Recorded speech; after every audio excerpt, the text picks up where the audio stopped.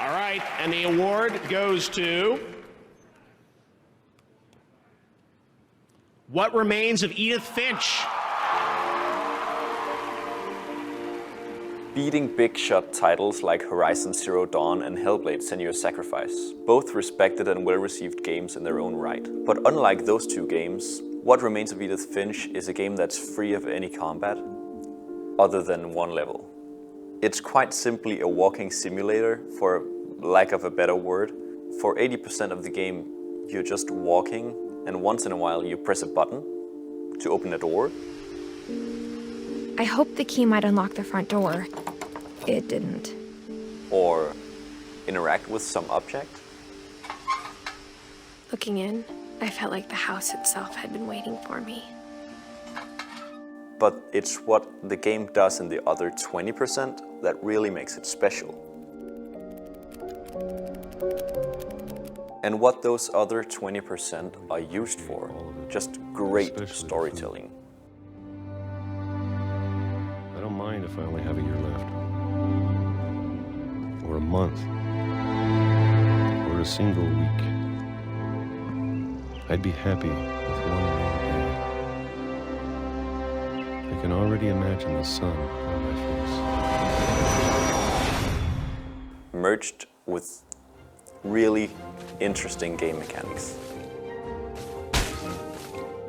So, sit back, relax, and enjoy a healthy dose of game journalism from a guy who knows probably nothing about what he's talking about. But let me tell you why I think this game is a masterpiece in what it tries to achieve. Part 1.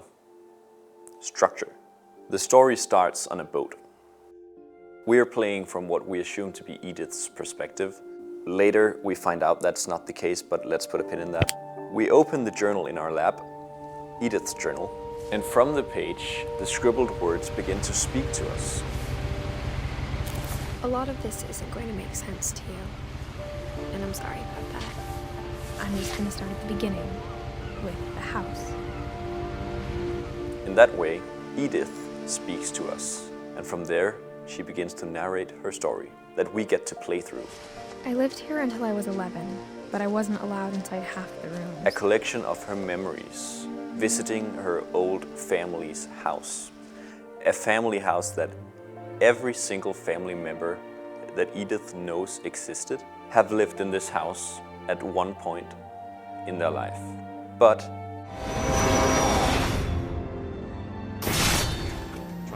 Dad! they've also died there. You see, Edith is the last living member of her family. Every single other person in this family has died of unnatural causes, if you will. We hear this. Odin Finch is the first to be buried in the new family cemetery. We see this. She got better for a while, and then she didn't. But we also play through this. I think he'd already made up his mind. That's what I want to remember about my brother.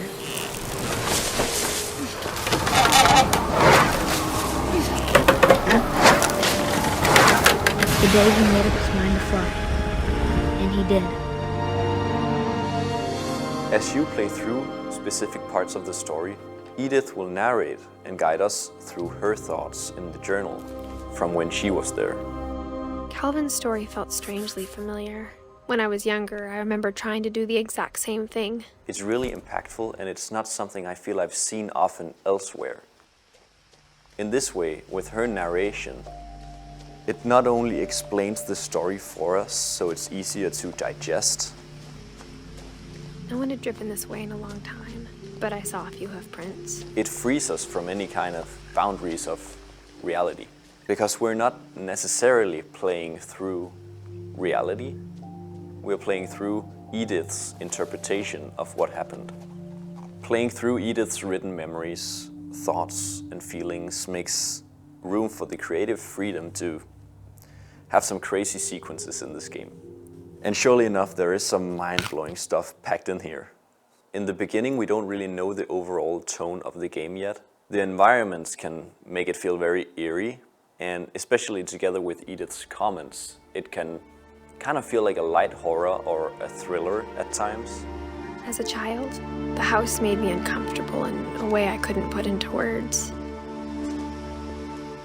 Now, as a 17-year-old, I knew exactly what those words were. I was afraid of the house. But then the game goes and throws something wacky and fun stuff at you to kind of keep you on your toes.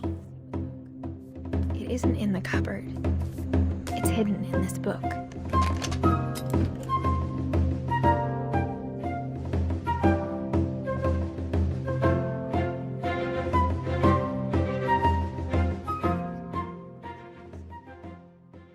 So you never really know what kind of genre you're in, because the game's genre is very fluid. It keeps surprising us at every turn. With every door we open, with every secret we uncover, there's always something new to be learned in this game.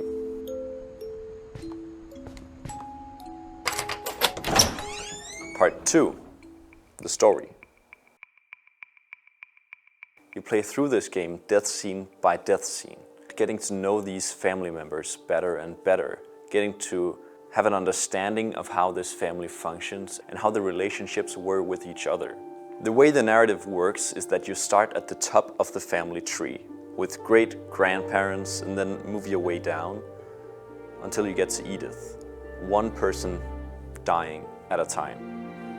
And you can kind of guess how it ends up for her as well then.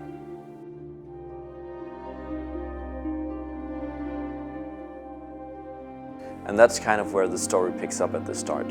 From Christopher's point of view, reading through Edith's journal, on his way to put flowers on his mother's grave, and Edith being buried in the shadow of the Finch house, as the rest of her family.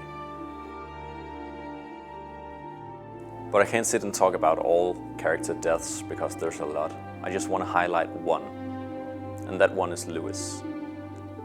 Now, Louis's story is arguably the best one in the game. That's why I'm highlighting that one. The way it's unique is that it makes the player feel exactly like Louis probably felt. He was drowning in work and his imagination. He couldn't be two places at once. So the way the game shows you this, or makes you feel like that, is that you have to play through two sections at the same time. He said he started small, imagining a labyrinth. One part He'd at feel Louis's his way job, around. and the other one in his imagination. Then something moved. Bats. And toads. It's amazing. And things that have not names. And another thing that's amazing about that part is it shows Louis's progress at the factory he works at. He starts out okay, as does the player. It's kind of easy to figure out what you're trying to do, so there's not much going on. But then slowly, the imagination starts taking over. I even encouraged him. You need to make choices in the story. You need to be aware of where you're going in the imagination. But at work, you don't really have to pay attention to what you're doing. It's just mindless activity. The kind of button presses are already ingrained in your mind, and your fingers are just doing the motions without thinking. You get so used to the motion of cutting the fish at the factory. By the end, when Louis's mind has fully taken over and you're not really at the factory anymore, your hands are still pressing the buttons to make sure you're doing a good job, separating the fish heads from the bodies until it's not fish heads anymore.